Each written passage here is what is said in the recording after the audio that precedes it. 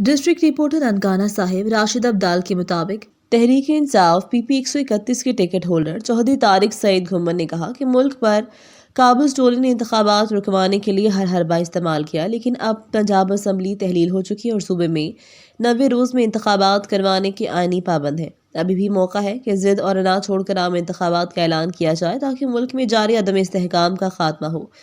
वो मुकामी सहाफ़ी इमदाद हुसैन राजपूत के भतीजे मोहम्मद एहसन खान राजपूत की दावत वलीमा में सहाफ़ियों से खसूसी गुफ्तगू कर रहे थे।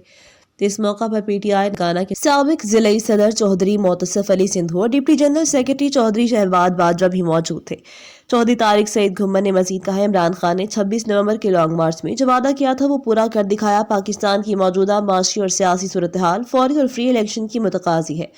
निखट्टू निकम्मी और करप्ट इम्पोर्टेड हुकूमत कौमी असम्बली तहलील करके पूरे पाकिस्तान में आम इंतखाबात का ऐलान करे, बसूरत दीगर उन्हें मुस्तकबिल में भी सियासी नुकसान का सामना करना पड़ेगा। पंजाब से पीटीआई भारी अक्सरियत से इलेक्शन जीतेगी।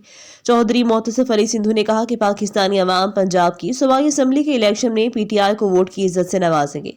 जिस करप्ट इम्पोर्टेड हुकूमत ने पाकिस्तान की अवाम, रियासत और मईशत का बेड़ा गर्क किया, उसका यौम हिसाब करीब आ चुका है। रिपोर्ट करे है राशिद अब्दाल सिंधु। ये थी हमारी आज की खबर। मजीद ऐसी खबरें देखने के लिए देखते रहें हमारा चैनल फास्ट 24 न्यूज़। अपनी होस्ट शमाला राजपूत को दीजिए इजाजत। अल्लाह निगहबान।